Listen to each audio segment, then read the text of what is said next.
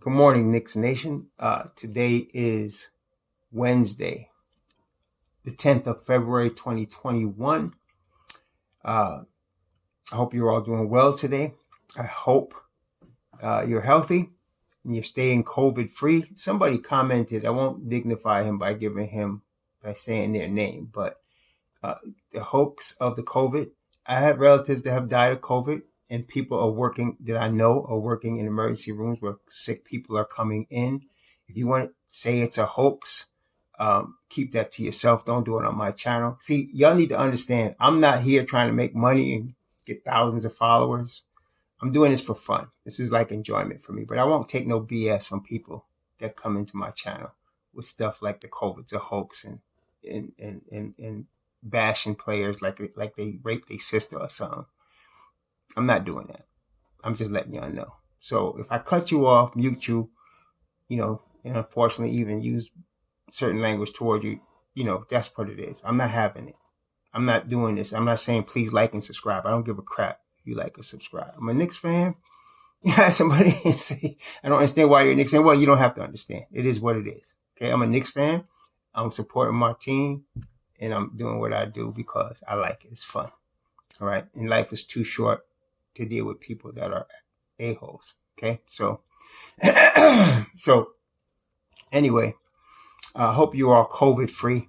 I hope you're overcoming sickness if you got it. Double blessings on those that work in the healthcare industry and risk their lives to help others, whether they're for COVID, cancer, or whatever, to help others that are sick. Also, double blessing on those that pick up garbage to keep our places clean. Double blessing on those that deliver food so that you walk in the supermarket. Like many countries, you can't do that and have aisles of whatever you feel like getting. Double blessing on those that are out here trying to rescue children, mostly, from sex slave operations that are ongoing. Uh, Double blessings on all of you. Now, last night there was a basketball game. Our New York Knicks played the second part of a 2-game series against the Miami Heat. I want to start off like this. The game was a 2-point game. We lost by 2. And if I was to tell you before the game that we're down 2, RJ Barrett has the ball. He's going to his left and he has a clear path for a layup. Would you like those chances of tying the game? I would. I think there'd be a high probability that game would be tied and we'd be going into overtime. Now, RJ missed the shot. But to me, it's kind of like a metaphor for the Knicks right now. Up and coming, young, energetic, hopeful, and on the rise, on the come up.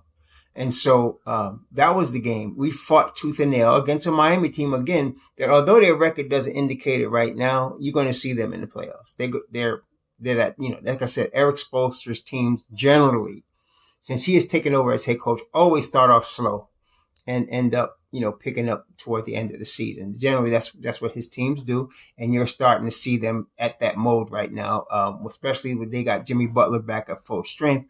Bam Adebayo is an amazing player. He really is a tremendous basketball player, and they got him late in the first round, along with Tyler Hero. What a shooter that boy is. He can shoot the rock, obviously. And so, and the defense they play is like what we're now known for. Okay, so it was going to be a tough game. And we lost the game by 2 points, but I'm not concerned with that. The big news, of course, was the appearance of the first game for Derrick Rose as he came back to the Knicks after being both in Detroit and Minnesota and Cleveland, actually, previously. And I was even surprised. Like I think I mentioned to you in the last video that he was going to probably take Austin Rivers' minutes because they weren't going to diminish Quickly's minutes for Derrick Rose. That wasn't going to happen.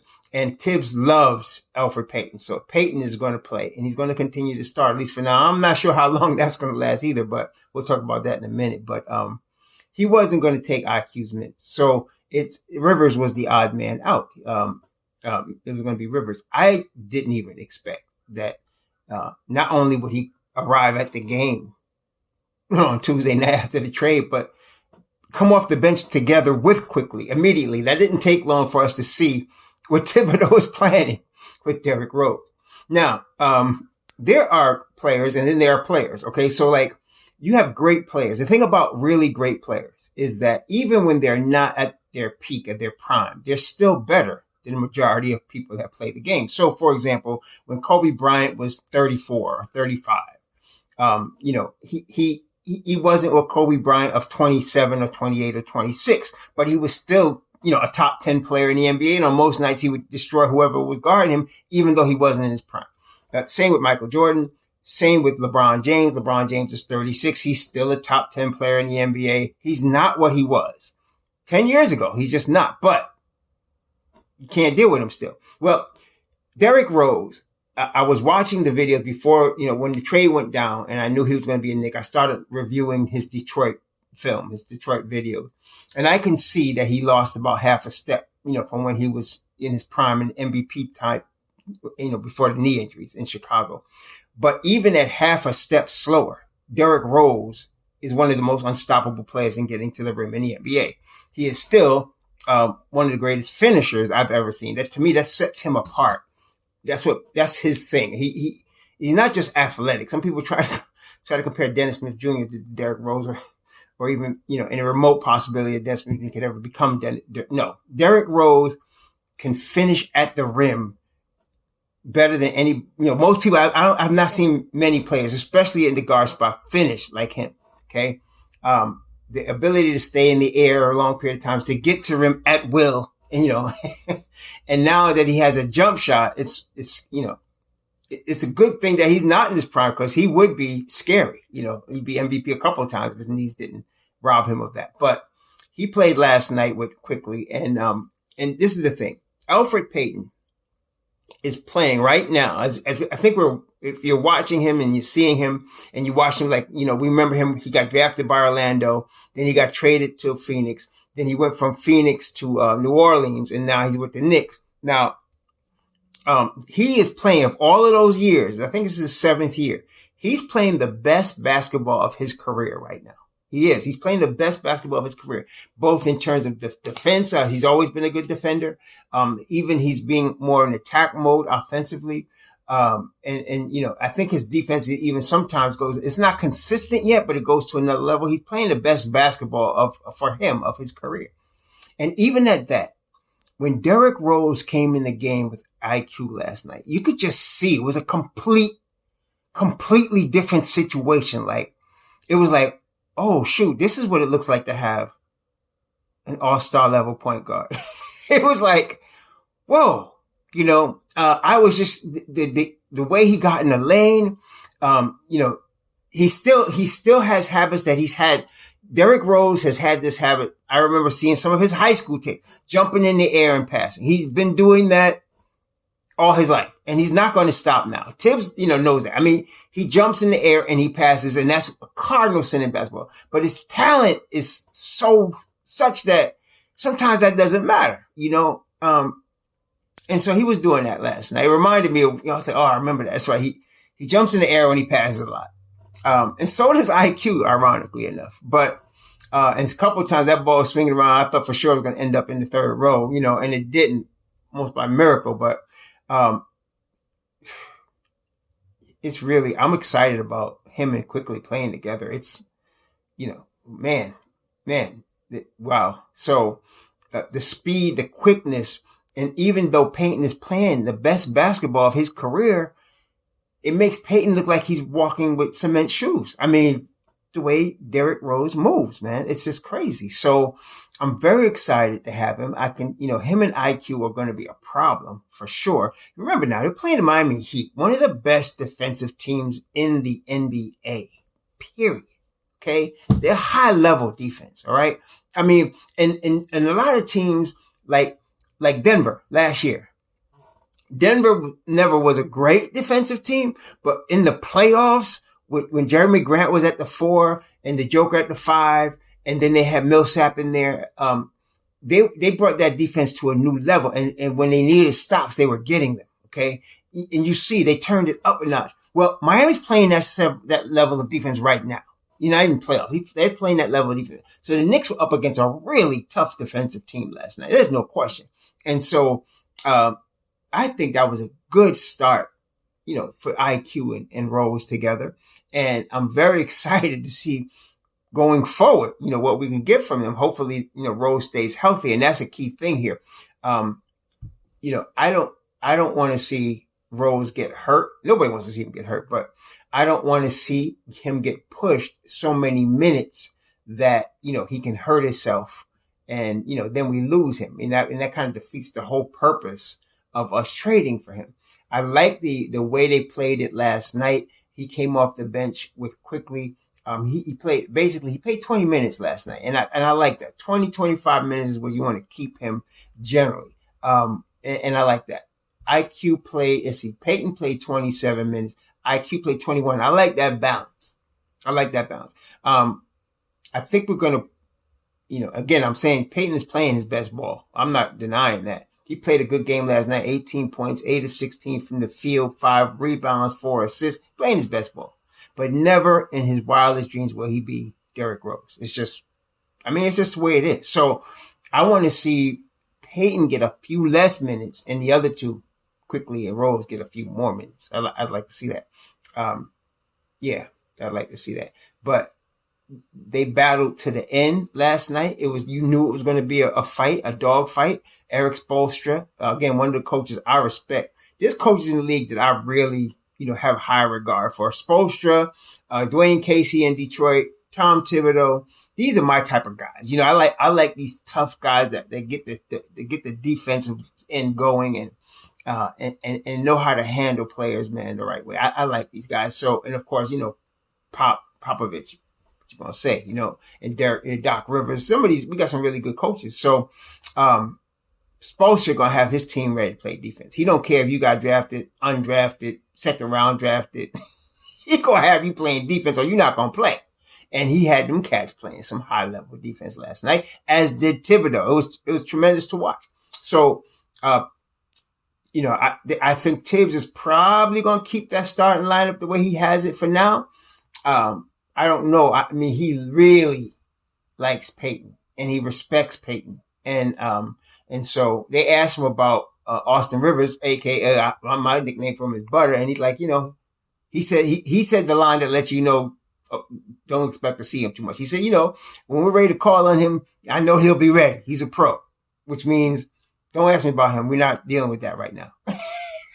So you can expect to see D Rose coming off the bench with Quickly. I like the way D Rose is mentoring Quickly already.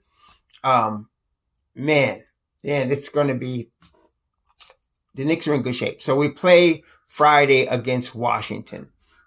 Again, we're not in a position where we can, chalk up anything as a win, without thinking about it. We still, what's the record now? 11 and 15. So we still 11 and 15. So we can't be just taking anything for granted. But we got a game against Washington Friday, and it's a back-to-back. They're playing in Washington. I wish I could go to that game. I'm in the Washington area. I wish I could go to that game, but nah. But anyway, if it was a regular, like last year, I went anytime the Knicks were coming to Washington, I would definitely catch the game, but not this time. So, because of the COVID and all that. But I tell you what, if we got a good shot against Washington, and it's a back-to-back. They play in Houston after that. Now, Houston is reinventing itself. We're used to seeing Houston where they're offensive, because D'Antoni was the coach. They were offensive-minded, three-point bombing, all of that with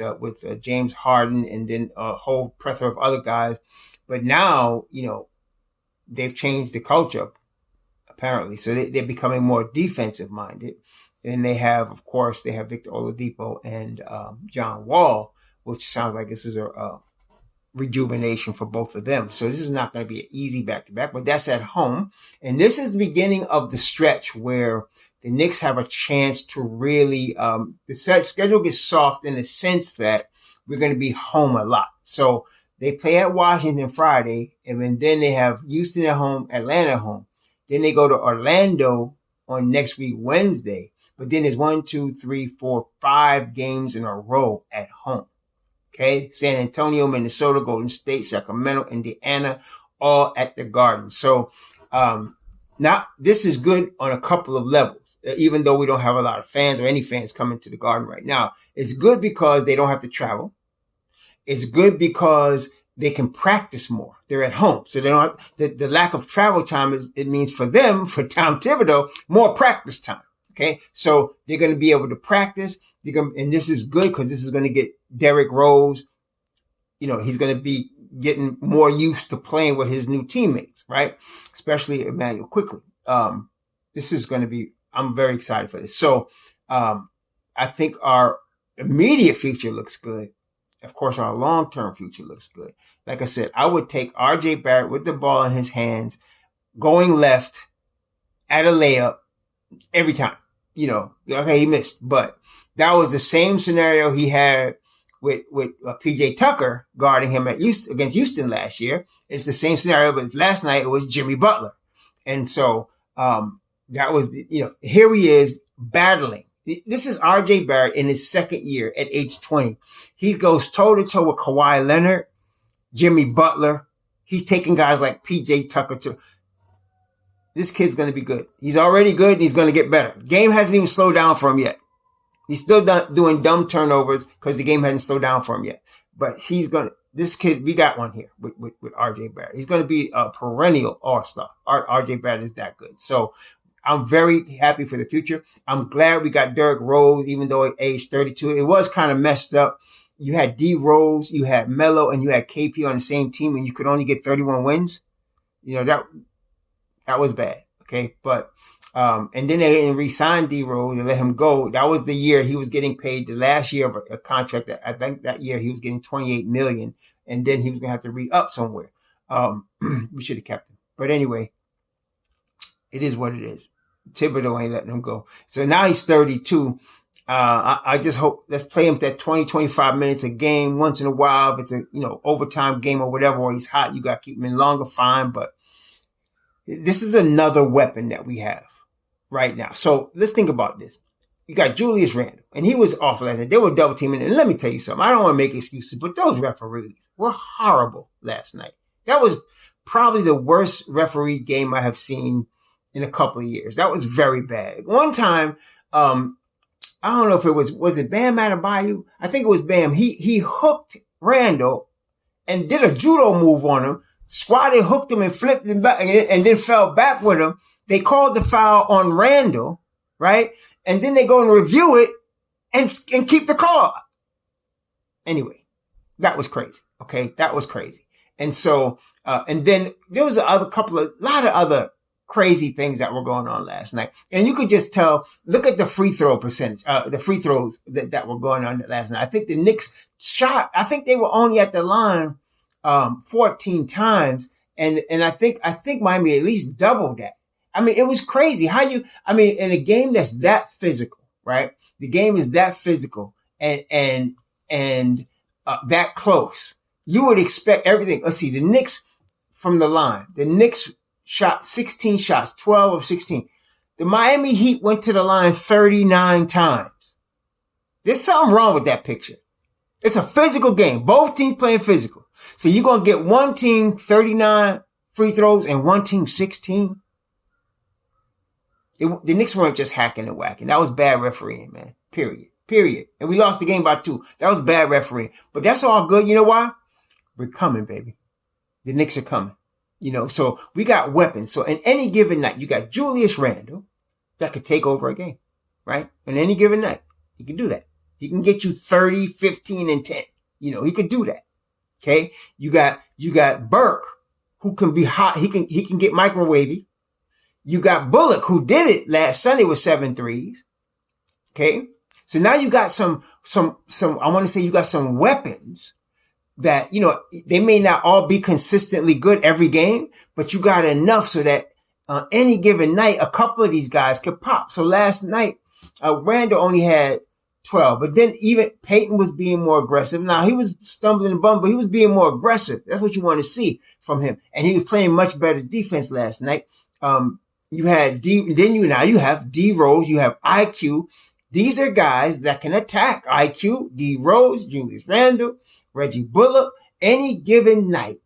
And then, of course, let's not forget, Austin Rivers, like I told you, Austin Rivers is they're guys that are just better playoff players than they are regular season players. Right? If you remember, if y'all who are Knicks fans for like, let's say, I go back 40 years, but let's say some of y'all go back, I go back more than 40 years, but let's say some of y'all go back 25 years, right? You remember Reggie Miller. Like, Reggie Miller would score 40 on the Knicks in the playoffs, man. But if you look at him during the season, he averaged like 13, 14 points a game. He wasn't like no superstar. But when the playoffs came, it was a different situation. There were guys like that. Rivers is like that. Don't forget Rivers. Now he'll come off the bench in a playoff game and get you 20 just out of nowhere. And nobody's game planning for him. That's why he could do that. Okay. So you got him. And then I'm very proud of the way Nerlens Noel played last night. They credited him with 3 blocks. It looked like he had more than that. And he looked like 7 rebounds, but those rebounds were big rebounds. Again, there was some dumb calls on him, dumb calls on Mitchell Robinson, stupid calls. But anyway, we're coming. So and then let's not forget Obi Toppin. Now, Obi Toppin, Rose comes in the game and looked like Obi was a different player a little bit, right? So Obi's still it looks like he has a little stage fright. I'm going to be honest with you. It looks like Obi is suffering a little stage fright out there. I don't know if he's scared he's going to get pulled or what it is, but he seems a little hesitant. He throws his jump shot up a little too quickly. Maybe it's the speed of the game, maybe. But I still believe you can just tell by the athleticism, the way he moves. He's getting, he needs to get better on defense. One time he jumps at a dumb fake. He jumps, goes out the way, and then I think it was Olynyk stepped to the side and just drained it on him. I mean, and he lost Olynyk a couple times. So did Randall, but he'll learn. And even though he's going to be 23, one of y'all misinterpreted what I said. I said by the time Obi Toppin comes out of his rookie contract, he's going to be in his prime. Think about that. The rookie contract is a 4-year contract. Okay? 4 years. So he's 22. He's going to be 23 in a month. 4 years from now, that's 26 going on 27. Just coming out of his rookie deal. But I'm just thinking he's going to need that time to develop. Even though he's older and we expect older players, I'm hoping, he develops a little quicker, hopefully. But this is a weird season with the COVID and all that, so I'm giving him all kind of slack. He's not as bad as Kevin Knox was when he first came in the league. And I believe in Kevin Knox. Y'all know that. But I think he's going to be better than that. So, yeah. But don't forget about him because he's still, to me, he's like, he's a car that's not broken in yet. You know what I'm saying? So once he does, that engine does get broken in and he starts seeing the game and the game slows down for him, he's another guy that could go off, get you 30. I believe he's going to be that explosive, Obi Toppin. So we got a nice crew, I guess what I'm saying, of players, all of them playing defense. And we got a Randall, a Bullock, a Rose, a Quickly, that could at any point in time go off, and get you some buckets. Now, last night, like I said, it was a really tough defensive battle, but even that, what I liked, 5 plays in double figures last night. Even a low scoring game, 98, 96, 90 style Knick game, right? For y'all talking about the game's changed. Well, 96, 98 sounds like a 1998 score to me. But anyway, 11 points for Burke, 14 points for Rose, 13 for Barrett, 18 for Peyton, 12 for Randall. There's 5 players in double figures. I like that. I like that. So, and then they had 22 assists. Not quite, where we want to be, obviously, but that's better than they've been doing the last few games. So, yeah, we're coming. We're coming. All right. Let's just keep this thing going. In Tibbs, we trust. Yeah. So let's keep this thing going. Let's see what's happening. But, we lost the game, but I'm not feeling that bad about it. I like the way our team is playing. We're playing tough basketball, good basketball. And now, we just got to keep going and get better. And this is the stretch. We're going to get better. We got this away game against Washington. We got 2 home games in a row. We got 1 more away game. Then we got 7 home games. So This is the stretch where we start to get better. Okay, so is it right here? So let's hang tight, y'all. Knicks Nation. The Knicks Nation, the tribes are rising. The tribes are rising. All right. Shalom.